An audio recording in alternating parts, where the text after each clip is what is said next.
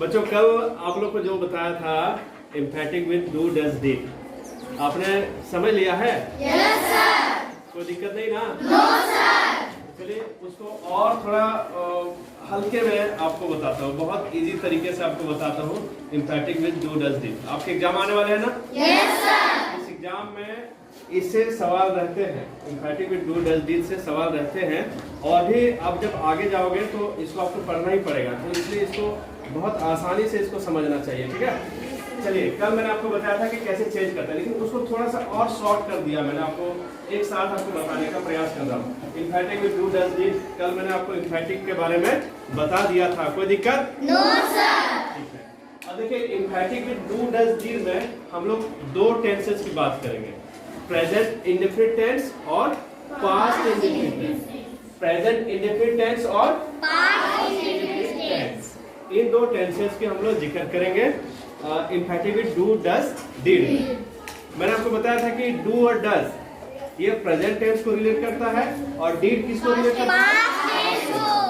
देखिए बहुत ही इजी से मैं आपको समझा रहा था। देखो यहाँ नॉन एम्फैटिक है और ये एम्फैटिक। नॉन एम्फैटिक वैसे सेंटेंस होते हैं जिसपे कोई प्रेशर या दबाव नहीं पड़ता है, जबकि एम्फैटिक सेंटेंसेस वैसे होते हैं जिसपे दबाव या प्रेशर पड़ता है। इसको मैंने आपको बता दिया था।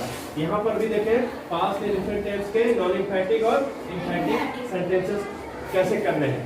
अब देखिए जब आप प्रेजेंट इंडेफिनिट टेंस को देखते हैं, प्रेजेंट इंडेफिनिट टेंस को देखते हैं तो आपको ये दो फॉर्म मिलते हैं, V1 और V5।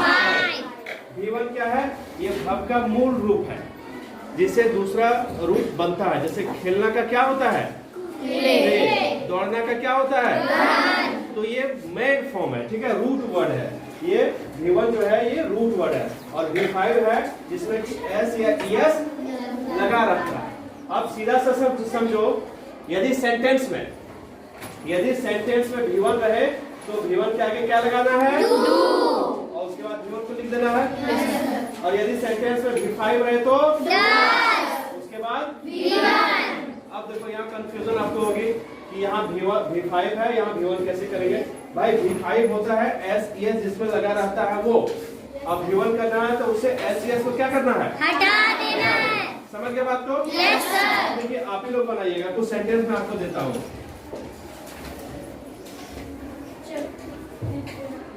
ये देखिए नॉन एम्फैटिक सेंटेंस है कि वह दौड़ती है। चलिए अब इसको एम्फैटिक बनाएंगे तो क्या होगा? सबसे पहले देखिए आगे जो सब्जेक्ट है उसको मैंने लिख दिया। उसके बाद देखो ये V1 है कि V5? V1 है कि V5? देखो मैंने बताया ना कि V5 जिसमें SES लगा, रन में लगा है ना S। ये V1 है कि V5 है? जब V5 है तो क्या लगाना है आप? डज आप लगा दिए। उसके बाद तो इसी का V1 इसमें क्या करेंगे? SES को हटा देंगे, क्या हो जाएगा? रन्स। इतना आसान है ना? Yes sir. She runs, she does run. आप लोगों में से किसी एक क्या नाम है? गुनगुन। गुनगुन ना? Yes, Gungun reads. चलिए इसका एम्फैटिक क्या होगा? Does read. Very good. देखिए आप गुनगुन डज रीड। क्यों आपने डज लगाया? क्योंकि यहाँ पे भी समझ गए? Yes sir. तो चलिए अब देखते हैं एक ऐसा सेंटेंस लेते हैं जिसमें V1 हो, जैसे देखो दे प्ले। चलिए क्या हो जाएगा बताइए तो? They do play. They do play. Very good. They do play. They do play. कोई दिक्कत? No sir. किसी को? No sir. कोई परेशानी? No sir. चलिए आप समझ गए ना? Yes sir. इस तरह के सवाल रहेंगे तब बना लेंगे। Yes sir. चलिए अब देखते हैं हम लोग past indefinite tense. Past indefinite tense में आपको सीधा फोकस करना है वर्ब पे। यानी पास्ट इंडेफिनिट टेंस में जो वर्ब का फॉर्म यूज होता है वो सेकंड फॉर्म यूज होता है। क्या? Second form. इसका क्या पहचान है कि वर्ब में ईडी लगा रहता है, जैसे प्ले का प्ले, डांस का डांस। समझ गए ना? चलिए तब करना क्या है, यदि V2 रहे यानी वर्ब का सेकंड फॉर्म रहे तो आप समझ जाएंगे कि वो पास्ट इंडेफिनिट टेंस के सेंटेंस है और क्या करना है, V2 के बदले आपको did का प्रयोग करना है और इसी V2 को आपको किस में बदल देना है। जैसे आप देखो यहाँ पे एक सेंटेंस देता हूँ, सी डांस्ड। चलिए देखिए ये V2 है ना, अब क्या करना है आपको, सी एक साथ बोलिए, सी वेरी गुड। क्या हो जाएगा, डिड डांस। कैसे चेंज किया आपने समझ लिया कि यहाँ V2 है यानी वर्ब का सेकंड फॉर्म है, तो इसके बदले आप क्या करेंगे, इसके बाद जो V2 है उसको वर्ब में चेंज कर देंगे। और लेते हैं राम प्लेड, बोलिए राम did play, बहुत अच्छे, Ram did play, did play। ठीक है, Yes sir। कोई दिक्कत, No sir। कोई दिक्कत नहीं ना? No sir। ठीक है, आपने अभी इंफिनिटिव में 2 डीज में प्रेजेंट इंडेफिनिट टेंस और पास्ट इंडेफिनिट टेंस को देखा। ठीक है, अब मैं इससे रिलेटेड आपको सवाल दूंगा, आप सवाल को बनाएंगे और भी इंफिनिटिव में 2 डीज में जो चीजें आपको सीखनी है वो भी मैं आपको अभी बारी बारी से बता देता हूं, आप इसको नोट करेंगे। ठीक है, देखिए अब हम लोग सीखेंगे कि जो प्रेजेंट टेंस है और पास्ट टेंस है किस तरह के सेंटेंस वाले, पोजीशन वाले। पोजीशन का मतलब होता है अधिकार। जैसे प्रेजेंट टेंस के जो कुछ सेंटेंस ऐसे हो गए जिसमें कि पोजीशन, जिससे कि पोजीशन का बोध होता है अधिकार का। पास्ट टेंस में भी पोजीशन वाले सेंटेंस होते हैं, उसको डिनोट करने के लिए, उसको दिखाने के लिए, पोजीशन दिखाने के लिए, दर्शाने के लिए आप क्या करते हैं, हैव, हैज और हैड का प्रयोग करते हैं। ठीक है, अब देखिए सबसे पहले हम लोग प्रेजेंट टेंस देख लेते हैं। प्रेजेंट टेंस में जो पोजीशन यानी अधिकार दिखाने का जो हम लोग बोध कराते हैं वो किन शब्दों से कराते हैं, हैव और हैव और हैज लगा रहे, तो समझिए वो प्रेजेंट टेंस है। समझ गए? Yes sir। अब देखिए नॉन एम्फैटिक यदि हैव और हैज रहे, नॉन एम्फैटिक हैव रहे तो एम्फैटिक बनाने के लिए हैव के आगे क्या लगाना है, Do तो क्या हो जाएगा, हैव का do have, डू हैव। उसी तरह हैज रहे तो does have, डज। have। चलिए इसमें हम सेंटेंस बना करके देखते हैं कि सेंटेंस जो है इसका कैसे बनेगा। जैसे यदि आपके पास ये सेंटेंस रहे, आई हैव अ बुक, ठीक है, अब इसका एम्फैटिक आप बनाएंगे तो कैसे होगा, देखिएगा ध्यान से। आई, रुक जाइए एक मिनट, यहाँ हैव है तो क्या हो जाएगा, Do do, have I do have, a book। जो है वो आप लिख देंगे। कोई दिक्कत, No sir। कोई परेशानी? No sir। चलिए अब यहाँ भी देखते हैं, एक हैज वाला ले लेते हैं, सी हैज अ डॉल। ठीक है, अब देखिए क्या हो जाएगा, सी, देखो हैज है तो उसके लिए डज और Have, क्या लगाना है, does or have, does have, क्या, does have, she does does have a doll, a, doll। कोई दिक्कत, No sir। समझ रहे ना? Yes sir। इस तरह के सेंटेंसेस आपको मिले तो आप बना लेंगे। Yes sir। चलिए अब आगे बढ़ते हैं, हम लोग यहाँ भी देख लेते हैं हैड वाला, हैड वाला भी देख लेते हैं। ठीक है, Yes sir। जैसे आई हैड अ बुक, आप सबसे पहले ये भी समझ लें कि पोजीशन वाले सेंटेंस जो पास्ट टेंस के होते हैं उसमें हैड का प्रयोग होता है। ठीक है, अब देखो यहाँ सेंटेंस का मतलब भी समझ लेना, आई हैड अ बुक यानी मेरे पास किताब थी।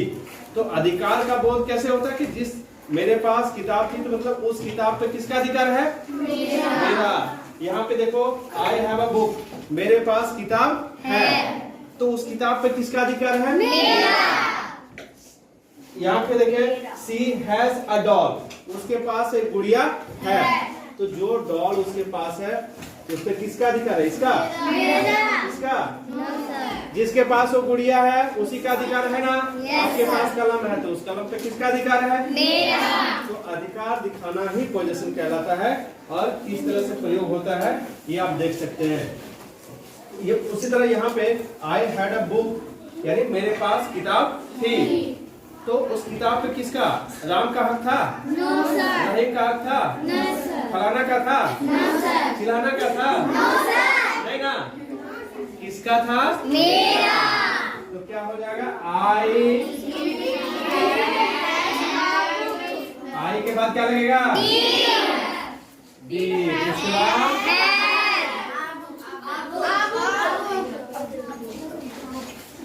ठीक है, समझ गए इसको? Yes sir. अब इससे रिलेटेड आपको काफी सारे सवाल मिल जाएंगे एग्जाम्स में और आपको प्रैक्टिस भी करवाऊंगा, आप उसको आसानी से कर लेंगे। ठीक है, आप इसको नोट करिए तब तक, फिर इसका अगला पार्ट हम लोग देखते हैं।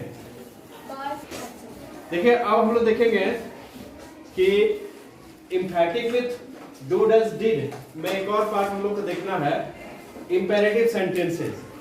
इम्पेरेटिव सेंटेंसेस में भी हम लोग इम्फेटिक बनाते हैं, यानी इम्पेरेटिव सेंटेंसेस को इम्फेटिक बनाते हैं। तो कैसे बनाते हैं, इम्पेरेटिव सेंटेंसेस क्या हैं ये हम लोग जानेंगे अभी इसके अंदर। देखिए इम्पेरेटिव सेंटेंसेस वैसे सेंटेंसेस होते हैं जिससे ऑर्डर, किसी को आदेश देते हैं, किसी को कमांड करते हैं, किसी से रिक्वेस्ट करते हैं, किसी को एडवाइस देते हैं। तो इस तरह के सेंटेंसेस जो हैं वो इम्पेरेटिव सेंटेंसेस होते हैं। समझ गए बात को? Yes sir. जैसे किसी को आदेश दे रहे हो पढ़ने का तो क्या बोलते हो? रीड, मतलब पढ़ाई करो, तो आदेश हुआ ना? Yes sir. है, किसी को एडवाइस करते हो कि डॉक्टर से मिलो, कंसल्ट द डॉक्टर, तो आप एडवाइस दे रहे हो ना? Yes sir. तो इस तरह के सेंटेंसेस जो हैं वो इम्पेरेटिव सेंटेंसेस हैं और इसके अंतर्गत ऑर्डर, कमांड, रिक्वेस्ट, एडवाइस ये सभी चीजें आती हैं। तो जिन सेंटेंसेस में इन सब का बोध होगा आप समझ जाएंगे कि वो सेंटेंसेस कौन सा है? कौन सेंटेंस? Good, imperative sentence. अब इसका देखिए नॉन इम्फेटिक क्या है और इम्फेटिक कैसे बनाते हैं। ये सेंटेंसेस शुरू होते हैं भाव का पहला रूप और ऑब्जेक्ट से। इसमें आप फुल स्टॉप देना नहीं भूलेंगे, फुल स्टॉप होना चाहिए। समझ गए?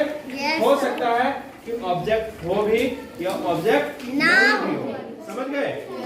अब क्या करना है इम्फेटिक बनाने के लिए? सबसे आसान तरीका इसका क्या है कि जो भी सेंटेंस है उसके आगे आप क्या लगा देंगे? डू। क्या लगा देंगे? डू। अब देखो V1 प्लस ऑब्जेक्ट है तो यहाँ क्या हो गया? Do plus V1 plus object. ठीक है। अब एक दो सेंटेंस हम लोग लेके देखते हैं, जैसे कॉल हिम, कॉल हिम। अब कह रहे हैं उसे बुलाओ, तो किसी को ऑर्डर दिया बुलाने का, है ना? तो इसको इम्फेटिक बनाने के लिए क्या करेंगे? इसके आगे क्या लगाएंगे? डू। देखिए इसके आगे लगा देंगे डू।